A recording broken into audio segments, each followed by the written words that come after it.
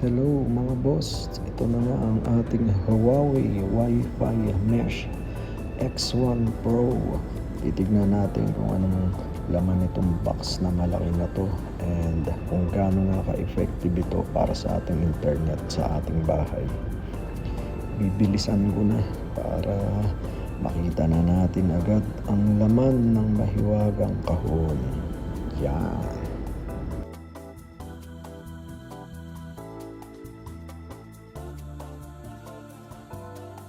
Ito na nga ang ating device. Malaki pala siya mga boss. Pogi. Basic lang pag-setup nito.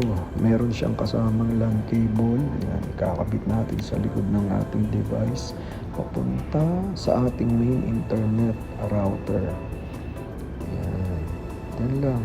Pagkukonek lang natin yung dalawa.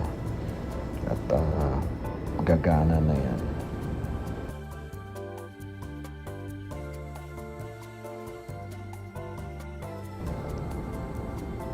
And syempre, isusunod natin ngayon yung power niya. Kakabit natin yung power supply para gumana talaga. Ayan, ganyan lang din. Lahat nasa likod ang connection.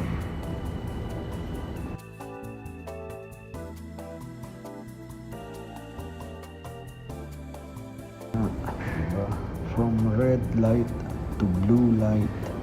Ibig sabihin yan na nakakonect na sila yung internet natin dun sa device.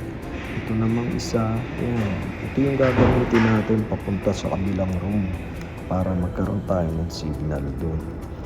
Yan, same process lang din. Ipapower nyo lang din siya and mag-feed niya yan ng internet signal. Hintayin nyo lang din yan mag-blue. And ito na nga yun sa akin, ilagay ko siya sa kabilang room, sa kwarto ng aking anak. We will try now the internet.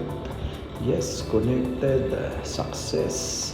Yan, may magagamit ng aking bunso. Ayun, napapasayaw ko. Saya. Thank you.